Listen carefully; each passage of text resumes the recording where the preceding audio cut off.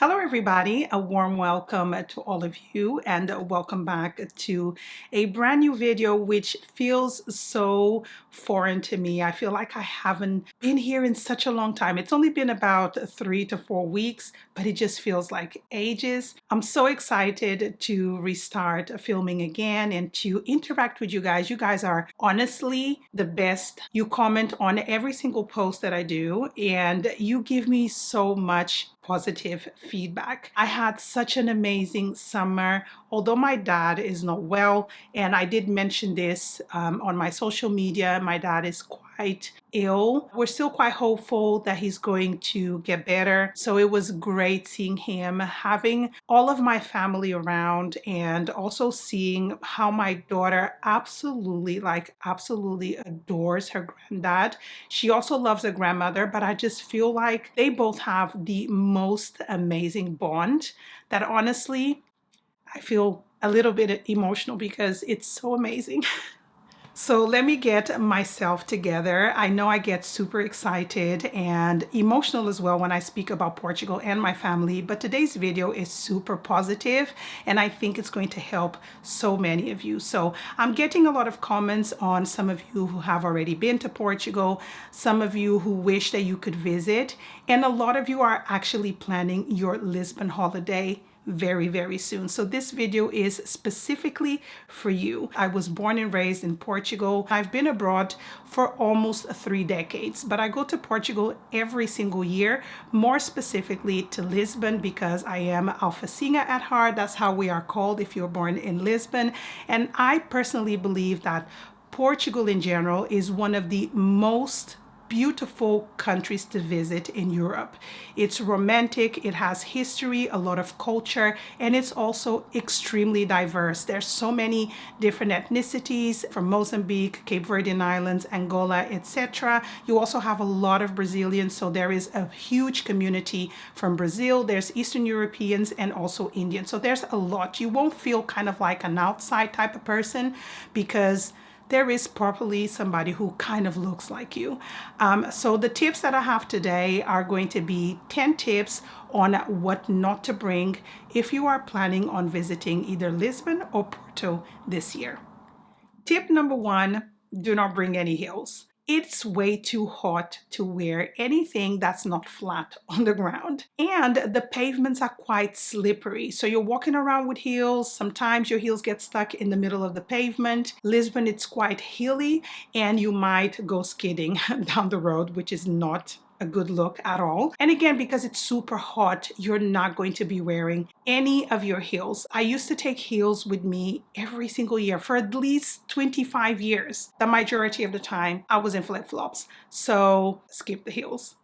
Tip number 2, base products. You're not going to be wearing any liquid products on your face, from a foundation to a tinted moisturizer or a BB cream. It's so hot that everything and anything is just literally going to melt off of your face. And I literally never, ever reach for my BB cream, tinted moisturizer, or foundation. I tend to just do my brows and I wear lipstick, kind of bold, and I wear my lipstick on my cheeks. And that is kind of like what I like to wear. It's just too hot to wear makeup.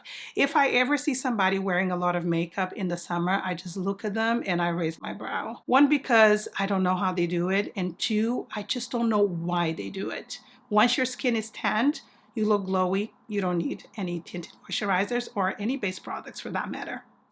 Tip number 3, hair products. I would personally not take any hair products with me to Portugal because there is a huge variety at the local supermarkets that you can buy for a very affordable price, especially if you have curly hair. There's products from Garnier which are amazing for curly hair that I can't find here in the UK. They sell them there, sulfate free, and there's also Brazilian products which are pretty affordable and amazing as well, a lot better than the brand that I've just mentioned. But depending on your budget and what you like to put on your hair, there is a huge variety. So this will also stop you from adding weight to your luggage. And if you carry a carry-on bag like I do, or you travel with a carry-on bag, that's the correct way of saying, you don't need to worry about restrictions of taking liquids, because you know that when you land, you can buy something a lot nicer that will last you the entire summer. Tip number 4, full-length denim pieces, such as a maxi skirt or full-length jeans. These are too thick for a Portuguese summer holiday. We had temperatures of 38 and 39 in some places. In Lisbon, I think the highest when I was there was 37. It felt like it was 40. You don't want to wear anything thicker than maybe cotton or linen. I'm a linen girl, so I was wearing linen most days. Jeans, unless it's a pair of shorts, I'll definitely wear it, or maybe a mini skirt, but anything longer or passing your knees, you need linen. Tip number 5 is one to take notes. Do not take any expensive jewelry. And when I say expensive jewelry, I mean diamonds, very bold necklaces, which are gold, like solid gold. Do not take these on holiday because you're going to catch the eye of the unwanted. And if you are a foreigner, you've never been to Portugal, you might find yourself in a predicament. Now, Portugal is one of the safest countries in the world, but there's always crime.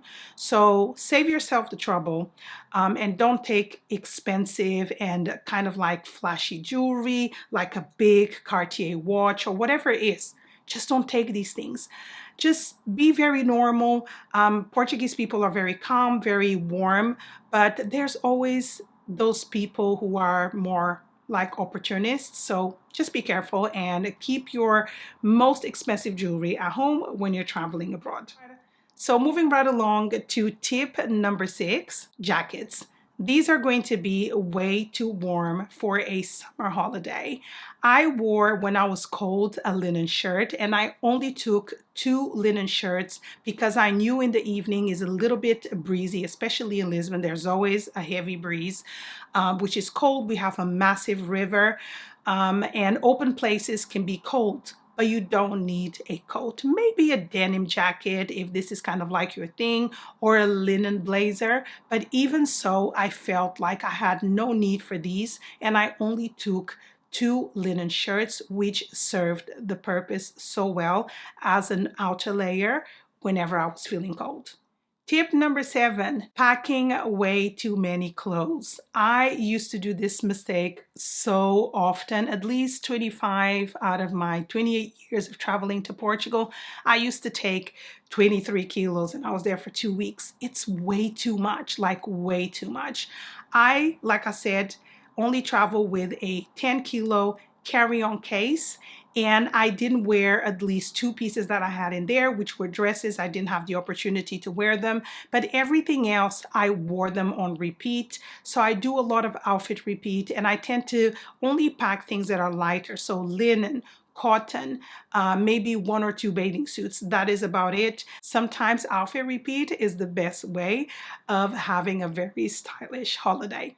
Tip number 8 is traveling with large amounts of money. I personally think this is a risk because you could lose it, you could be robbed. Even before you get to Portugal, you could be robbed. You never know at the airport. So carrying a lot of money is definitely not a safe way to do so. I would personally just take a card and maybe a little bit of pocket money. Most places in Portugal, you can pay card, from supermarkets to cafes to shops, restaurants. Maybe if you want to go sightseeing like the aquarium or to visit St. George Castle, you can pay with your card. Now, if you are from Portugal, St. George Castle is actually free if you have a residential address. I no longer live there, so I had to pay for mine, but it's okay. So check with your card provider if you can use your card abroad, because 99% of places in Portugal, you can pay card, which means you don't have to carry a lot of cash with you. Tip number 9, do not bring any beach towels. Why? Because if you're staying in a hotel, they'll provide you with a towel. And if you are going to the beach, you can actually buy towels at the beach that are not thick, not heavy. They're super big, and 2 to 3 people can actually lay on these towels. These are kind of like a cotton material that is quite thin. It's really just for you to sit on something. It's not thin to the point that you feel like it's a towel, but it's not bulky. So it's not going to add any weight to your luggage, and you can actually carry that back with you. Just buy one of these because you can just use it and reuse it every single year. And they're massive, and I think they cost between 5 and 10 euros, which is really not a lot. And last but not least, we have tip number 10, which kind of relates to tip number 1. It's about footwear. There is no need to pack more than 2 to 3 pairs of shoes. I personally took 3 pairs of sandals, well, 2 sandals which are made of leather and 1 pair of flip-flops. And I kid you not, I only wore the flip-flops. I think the sandals, maybe once I wore it for a small amount of time. I kept reaching for my flip-flops. One, because they are super comfortable. I had a pair in black, which would go with everything that I was wearing. And because they're flip-flops, they don't slip and slide on the pavements. Again, the pavements in Lisbon are very, very risky. They don't slip. So I felt comfortable going up hills, going down hills, going upstairs. I just love them. So packing way too many shoes you're not going to wear, adding bulkiness to your travels is a no-no. So maybe 2 to 3 pairs is more than enough. Okay, my lovely, so we've reached the end of today's video. I do hope that you found this video helpful with the tips that I had to share. Let me know in the comments below if you would like to see a video on what to actually bring to Portugal. I kind of answered a few of those questions actually in this particular video, so if you're not interested in that, is absolutely fine. But if you are, leave me a comment in the comment section below. Thank you so much for joining me, and I'll see you on my next one.